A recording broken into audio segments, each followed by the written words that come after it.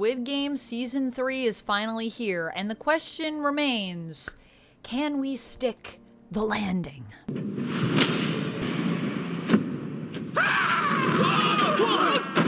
Hello everybody, welcome back. We're here to talk about Squid Game Season 3. I watched it, I binged it, but what did I think about it? Well, before we get into it, first of all, spoiler warning in effect, FYI, if you haven't watched Squid Game Season 3, we're going to be talking about it, so get ready. Also, before we get into any of that, I need to talk about something that's really important, that's been on my mind since I saw it in the show, and it haunts me at night. I lay awake at night and I think, oh, this, and it really bothers me. So I'm just going to say it so we can move on from it. What's up with the CGI on this babby that we have in here? This baby, the CGI baby is questionable. That's all I'm going to say about that. Just that CGI moment. I think there's some special effects in general in the show.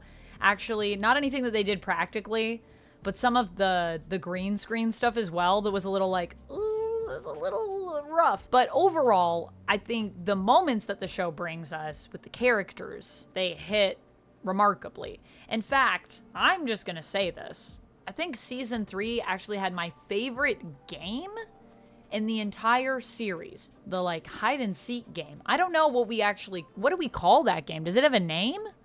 It's kind of like hide and seek to me, but I don't know if that's actually what the game is supposed to be. The reason why I really like this game is because I think this game encompasses pretty much all of the themes that the show really focuses on. All of the shows that the series focuses on, to be honest with you. It's really talking about the idea of wanting to be connected with people, but also kind of feeling isolated and feeling like you're against everyone. What I love about this game is that it's such a sneaky game. It makes you think that there's really just like kind of two teams, and that on those two teams, you're really out to do your own thing. Everybody has their own objective. The people with the knives, they have to take someone out. The people with the keys, they need to get a key to find a way out. They'll have a key, and the whole idea is that you're trying to find this door that'll get you to the exit, and you just go through that door, and then you can lock it behind you if you want. That's it. That's the goal. But what they don't tell you with the rules is that you're actually going to need 3 keys. Each key is a different shape, and you're going to need one of each in order to actually get through the exit and get out of the game. So really, this is a game about finding team members. And even if you are a person with a knife, you probably want to get out of an exit to keep yourself safe from other people that have knives and such. And so even you would be potentially trying to find enough keys, either on your own or with other people that you're working with, to escape. And I loved that whole idea of the reveal that the people that created these teams were the ones that were doing the best. At least that's how it seemed at first. It didn't work out for them in the end. Didn't work out for them in the end because the whole idea is that you're encouraged to kind of create this team with the way the game is structured, but at the same time, it is about survival. And it plays on this idea of how capitalism kind of turns us against each other. This idea that we, as humans, are very social creatures, and when we work together, we survive the best. We thrive the best. However, capitalism gives us this idea of you want to have more than somebody else, so it's all about stepping on other people to succeed. That's what a lot of it is based on the idea of. And we see a lot of that in this game, and the tragedy of what happens with these characters. The other thing is that the way it's shot also, I feel like, perfectly encapsulates all of these ideas and these themes. The fact that there's different characters that are colliding with other people that are being pulled into these stories and affecting each other's gameplay, either negatively or positively, fighting each other. The idea that this game is where a lot of that breaks down. These relationships, we see them break down. People that were once friends are turning on each other. People that are related are turning on each other. The whole element of what we have with the mother and son here, gosh, that was heartbreaking, and that was awful. The idea of, as well, our mom-to-be, her baby daddy says this whole idea of like, switch with me so I can protect you, and then in the end actually takes out the person who was actually trying to protect her.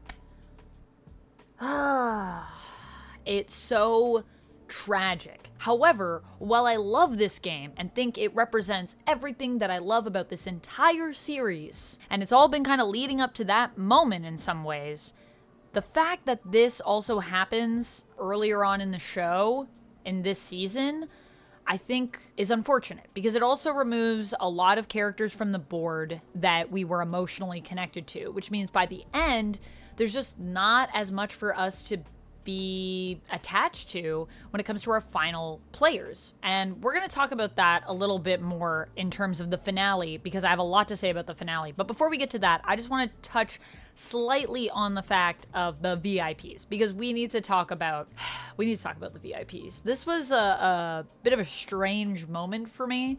This idea of the VIPs coming in and literally taking people out, and it was very jarring, especially because I was watching the Korean version, so I was watching the subtitles, the English subtitles with the Korean language, and then these actors come in that, of course, are English speakers, representing kind of the worst parts of Western culture, which is what the VIPs also represented back in season 1 when we saw them. So that was fine. But they're dubbed, and then they're also sometimes not dubbed. And one of the actors who was in season 3 actually came out and responded to the fact that apparently everyone on TikTok has been saying that these are like the worst actors ever and everything. It's important to keep in mind that, yes, the performances were dubbed somewhat.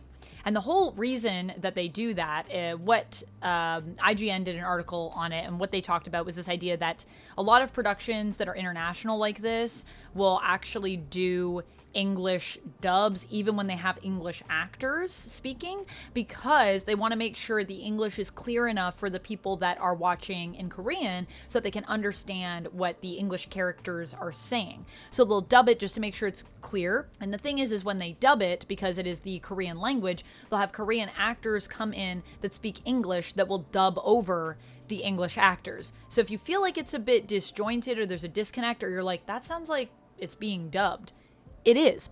And the problem is that the dub as well is not consistent. So some lines, I guess they felt that that's clear enough with the English actor that we can just leave that line and we're not going to dub that. But then there are other lines that they chose to dub. And while the actor who was playing a VIP in season 3 said that they did try to get actors clearly that sounded like the original performers, there is a difference in terms of the way that the lines, I think, are being read and interpreted, which creates a bit of a disjointed feeling for those performances because it's two people playing one character, if that makes sense. And I've also heard that this is not exclusive to the Korean language version, but you can let me know how you watched it and what your experience with the VIPs was in the comments, because I'd love to hear more about it. I watched it in Korean, so that's where I'm at. But I think the other element with the VIPs is that people are missing the fact that the VIPs are not necessarily supposed to be like great characters that we're supposed to resonate with or that are supposed to be super deep. They are very much stereotypical characters that represent all the negative elements of Western culture. We saw that in season 1, and that is still true in season 3.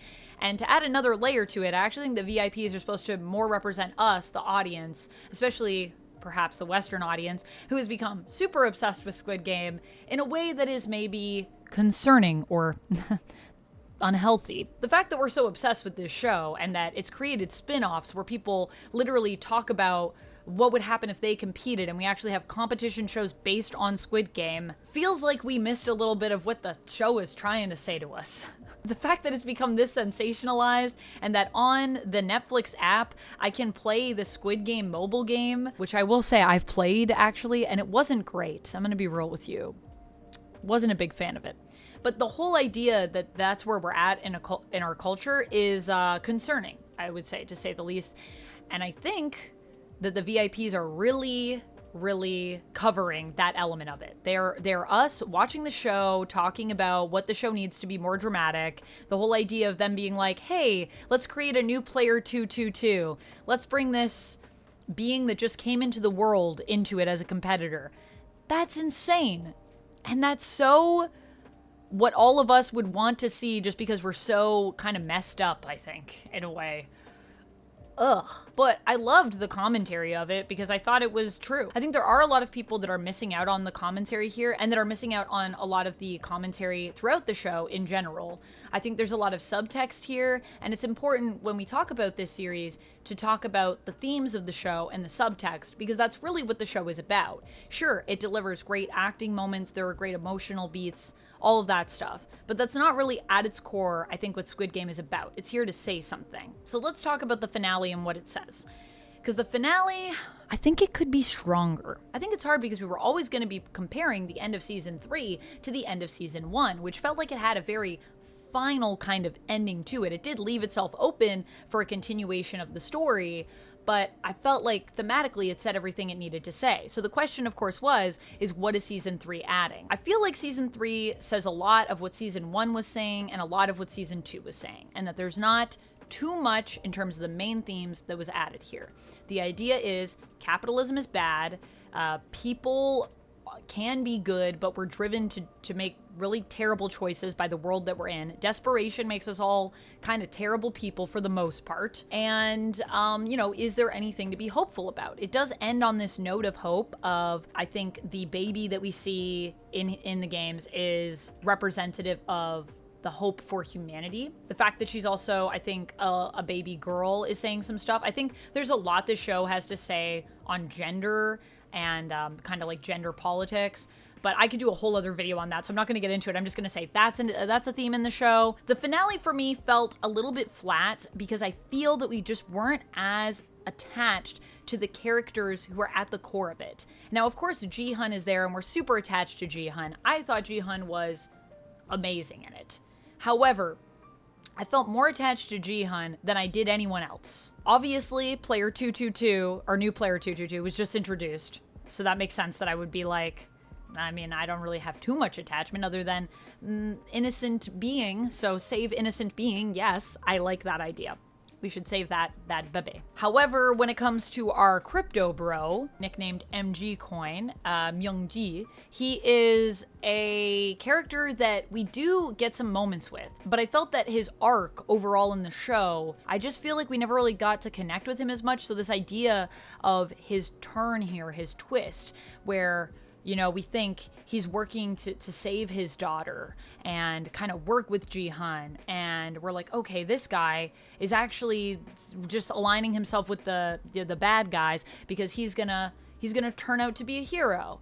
And then when he breaks down and ends up wanting to like sell out his own daughter here, it's like, that's a huge turn for that character. And when that moment happened, what I felt personally was like, you know what? To heck with this guy. I hate this guy. This guy sucks. The fact that he's making this choice makes me hate him. But what it should feel like is I think it should just be tragedy that we feel for this character. It should be sad. I shouldn't feel anger. I think I should feel depressed for him. And unfortunately, I just feel like we didn't really connect with him enough throughout the show to earn that real intense feeling of tragedy. I even went back and watched the moment where, our lunchbox character with the messed up leg at the end takes himself out, because I wanted to see if there was a moment when MG Coin makes this choice of, you know what, I gotta switch up my plan because everything's starting to go to shit here. And when I went back and watched it, I didn't really get enough of that moment from the performance. So while I do think the actor, MC Won, is great in it, I think that he's just not at the level that we need him to be at for this particular character. There's just so much going on with him, and I just felt like there wasn't enough depth in the performance. However, that being said, it could also be a director choice, so it might not be the actor. It could have been a director choice to not really let us in as much on what's going on, behind his eyes. I didn't see the gears turning as much as I would have liked to. And so I think what that means is just the performance feels a little flat. The ending feels a little bit flat because we aren't as emotionally invested in that character and his relationship with, his newborn. And so the final game, it just feels like there are so many characters that we have that are here that we just aren't as invested in. And I think that's why it feels a little bit disappointing. That being said, I do think the way the story played out and the way things wrapped up was fine. I think the idea of the cop not necessarily getting any answers, and then the whole idea that he's basically given this infant to raise, gets all the money, and he's like, oh, yay. I was like, is that yay? Would that be satisfying?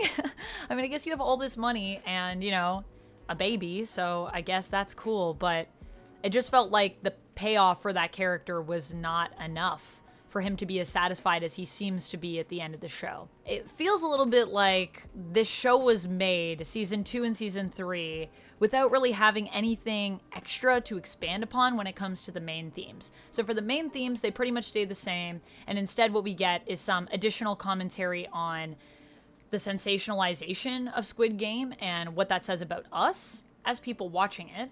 And just some other elements, I think, especially about women, about the crypto, definitely. We're saying some stuff about that. So there's other additional themes, but nothing that is evolving or expanding upon the main theme that we saw in season 1. Granted, for the characters we're invested in throughout, we got some great moments, some great acting moments. There's some great script writing in this, and I loved all of that. I was on the edge of my seat for a lot of it. So overall, I think I would give this show, this season, I would give a 4 out of 5. I think the series overall is still a 5 out of 5, even with the ending being a little bit lackluster, because it was still satisfying. It just wasn't as satisfying as it could have been, you know? Didn't quite hit the mark. Just missed it. But this season does have some of my favorite episodes, so hey. There you go. That's pretty much all I have to say about Squid Game. I mean, it's not really, because I could just talk about Squid Game forever, but I won't do that here. If you guys would like to hear more of my thoughts on Squid Game, I'm thinking about doing a kind of a tier list for some of my favorite games and like why I really loved them and what I felt that they did for the show or the characters. And I would love to maybe even just talk more about the themes in Squid Game. So if you want to hear more of an in-depth analysis on that, let me know. Maybe I will even script something. I usually make notes and then kind of talk in these videos, but I think for something like that, I would actually want to go through and script and give very specific examples. So if you want that, let me know. I'll see you next time. And until then, friends, as always, stay nerdy.